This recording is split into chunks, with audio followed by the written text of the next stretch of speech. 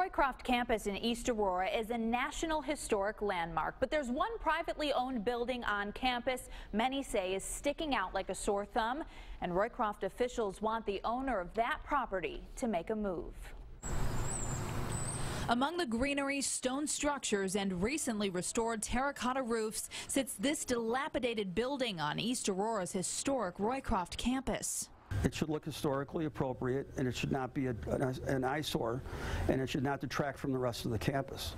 The Roycroft campus has 4 owners for its buildings, and this one is privately owned. What once was a shipping building in the early 1900s is now being held together by wooden support beams. The windows seen popping out, original bricks cracking and falling, and trees growing in the gutters. When guests come to the campus, they have no idea of all the individual owners on this campus.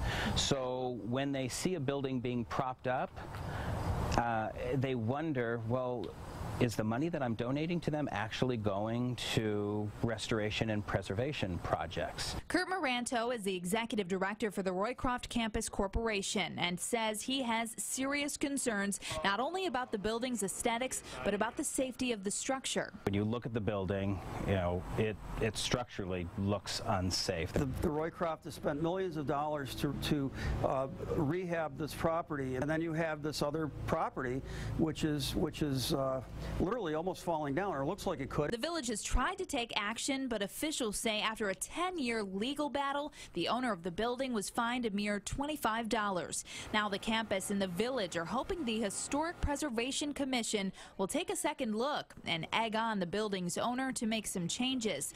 That's why they invited members of the commission on a tour of the campus and the outside structure of the building Tuesday. But during the tour, Historic Preservation Commission officials had little to say about the condition of the privately owned structure. Our hope is that the building gets restored, it gets the attention that it needs, and that it will be here for the next 100 years and for that next generation.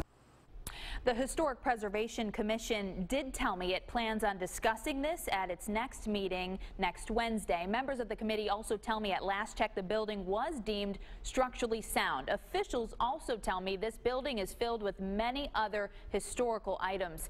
I did reach out to the private owner tonight for comment, but I have not heard back. Jeff?